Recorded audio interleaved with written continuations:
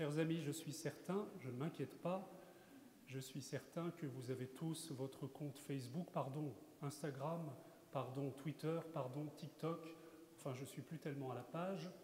Je suis certain que vous êtes connectés de toute manière et que vous êtes hyper connectés. Le savez-vous, je vous annonce une bonne nouvelle. La bonne nouvelle que vous êtes tellement bien connectés que vous êtes augmentés de toutes sortes de capacités. Vos capacités naturelles n'ont plus besoin d'être développées. Vous n'avez plus besoin d'entraîner votre mémoire parce qu'il y a une mémoire sur le disque dur de votre ordinateur. Et cette mémoire va peut-être même pouvoir être emmagasinée.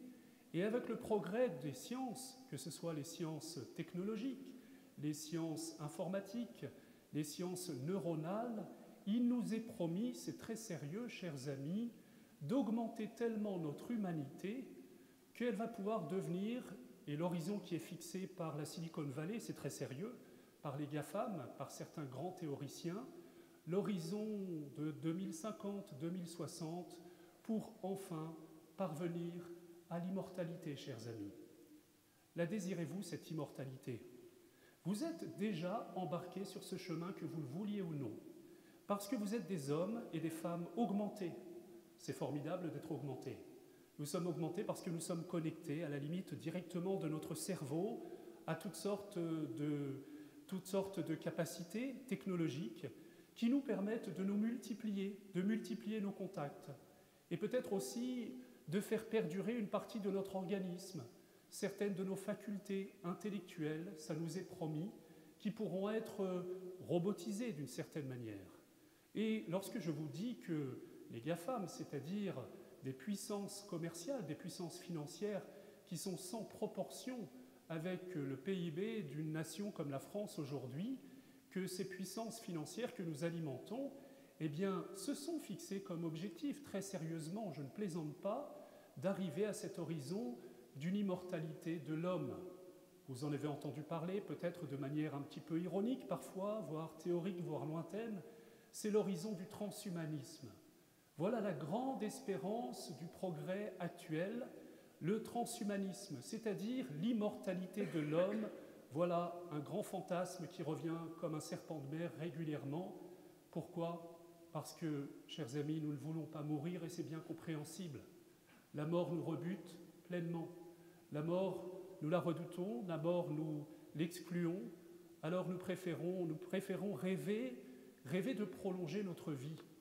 Rêver de prolonger notre vie, de la multiplier, rêver de continuer à nous maintenir. Mes chers amis, je vais vous annoncer deux nouvelles qui nous réunissent ce soir.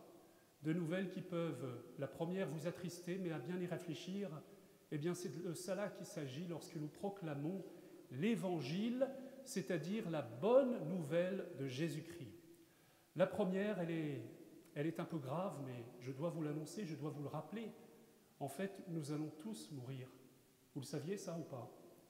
Vous le saviez peut-être théoriquement. Et beaucoup d'entre vous, ça reste une réalité théorique que vous éloignez. Et d'ailleurs, toute la société essaye de revêtir, de cacher cette réalité. Vous savez, lorsque vous étiez dans une société rurale il y a encore 50 ans et que vous alliez à la messe tous les dimanches, vous ne pouviez pas l'ignorer parce que vous traversiez autour de l'église le cimetière où vous reconnaissiez la croix et les fleurs que vous alliez remplacer de vos parents, de vos enfants, de vos proches qui étaient là tout près de l'église dans laquelle vous rentriez et dans laquelle était proclamée chaque dimanche la victoire du Christ sur la mort. La première réalité que, et c'est bien compréhensible encore, nous essayons d'éloigner de notre conscience, c'est le fait que nous sommes mortels. La mort est devenue quelque chose de très théorique. Alors on l'éloigne. Ils sont rares ceux qui meurent à la maison. Ils sont rares ceux qui meurent entourés de leurs proches. Ils sont rares ceux qui peuvent vivre ce passage pleinement humainement. Chers amis, il y a des réflexes d'ailleurs que j'observe souvent chez les chrétiens. Vous savez, quand on a la chance d'aller voir quelqu'un qui est chez lui, un cadavre. Ce cadavre, vous savez, pour moi, c'est, pardon de le dire, c'est beau comme un enfant à naître. Et malheureusement, quand on est accueilli souvent, vous savez, c'est comme s'il y avait quelque chose de honteux dans la mort, comme s'il y avait quelque chose de gênant. Vous entrez dans l'appartement et les gens baissent le ton, ils parlent tout bas. Ils disent « c'est par là ».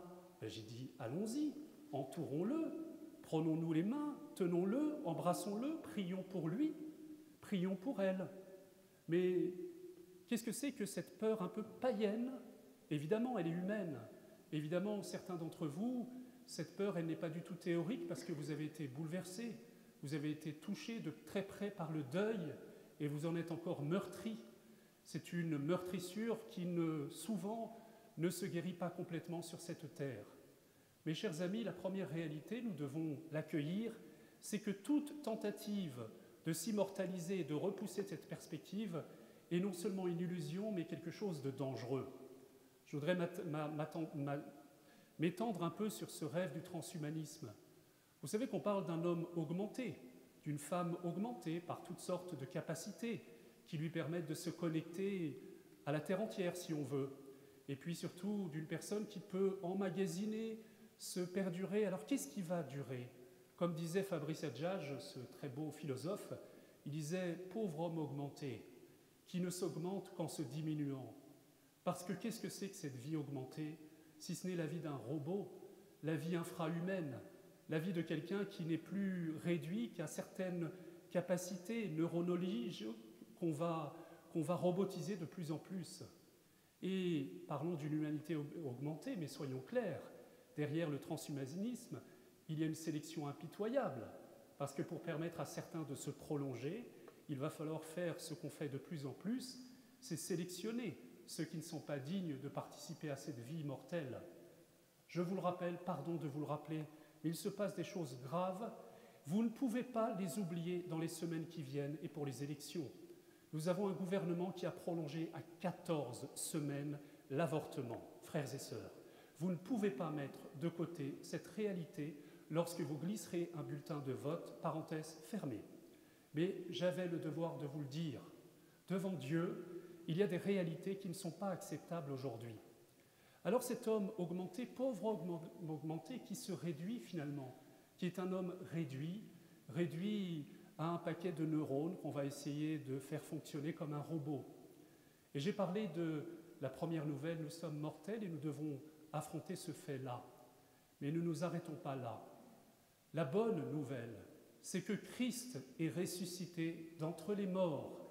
La bonne nouvelle, c'est que nous sommes appelés non pas à prolonger cette vie un peu pitoyablement, mais à entrer dans une vie en plénitude, une vie transfigurée, la résurrection de la chair, un corps glorifié, un corps et une âme glorifiés, libérés de toute mort, libérés de tout égoïsme, libérés de tout ce qui nous fait souffrir sur cette terre. Malheur à ceux qui sont repus par cette vie sur cette terre et qui n'espèrent plus dans la vie éternelle, qui n'espèrent plus, qui n'ont pas faim et soif de la vie véritable, chers amis. Alors j'aime bien prendre ces deux citations de sainte Thérèse de Lisieux, qu'un théologien a appelée la grande sainte des temps modernes pour la mort. Elle a très bien su tenir en face ces deux réalités. Je suis mortel et je ne l'évacue pas de mon chemin de conscience, mais je n'ai pas peur de la mort, ou plutôt, je sais que j'ai peur de la mort, mais précisément, je traverse cette peur avec Jésus comme Moïse qui traverse la mer Rouge, Jésus qui traverse les eaux de la mort pour entrer dans la résurrection. À une sœur qui lui demandait « De quoi mourrez-vous plus tard, ma sœur ?» Elle répondait « De mort ?» Nous, on dirait de maladie, on dirait de telle ou telle maladie, mais ça, c'est les circonstances. Mais la vérité, c'est que nous mourrons tous de mort. Et c'est notre condition humaine depuis le péché originel. Mais elle ajoutait aussitôt « Je ne meurs pas, j'entre dans la vie. » Et la vie avec un grand V, frères et sœurs. C'est ce que disait Thérèse d'Avila quand elle disait « Nous ne mourrons pas de mort, nous mourrons d'un trop-plein de vie. » C'est la vie éternelle qui nous saisit. C'est la vie éternelle qui fait exploser les limites de notre pauvre vie terrestre. Et toute notre vie est orientée vers cette vie éternelle. Vous savez, c'est toujours intéressant de voir dans une société quels sont les tabous. Il y a deux grands tabous dans notre société. C'est le tabou de la mort, je en parlais récemment, et c'est vrai que pour beaucoup d'entre nous, la mort, c'est plutôt sur des jeux vidéo ou à la télévision. Mais ça n'est pas cette réalité que nous apprivoisons avec nos proches et dont nous faisons un événement qui nous rapproche encore d'eux. Le premier tabou, c'est cette réalité de la mort, et on comprend bien si on comprend le deuxième tabou. On a arrêté de parler de la vie éternelle. On a arrêté de parler de la vie après la mort. On a tellement bien intégré les critiques de certains philosophes comme Nietzsche, qui disait que finalement on parle de la vie éternelle pour se dispenser de vivre de cette terre. C'est le ressentiment des gens un peu frustrés et qui se projettent dans une autre vie plus belle. C'est un rêve qui nous permet de subir toutes sortes d'injustices. Et ça, c'est la critique de Marx. Vous le savez, l'espérance de la vie éternelle, c'est l'opium des peuples. Comme si le fait d'espérer dans la vie éternelle nous empêchait de nous engager sur terre pour que cette vie terrestre soit meilleure. Toute l'histoire du christianisme dit l'inverse. Qui s'est le plus engagé pour les pauvres? Qui s'est le plus engagé pour la transformation de cette terre, si ce n'est les moines, les religieux, tous ceux qui ont tout tablé sur la vie éternelle?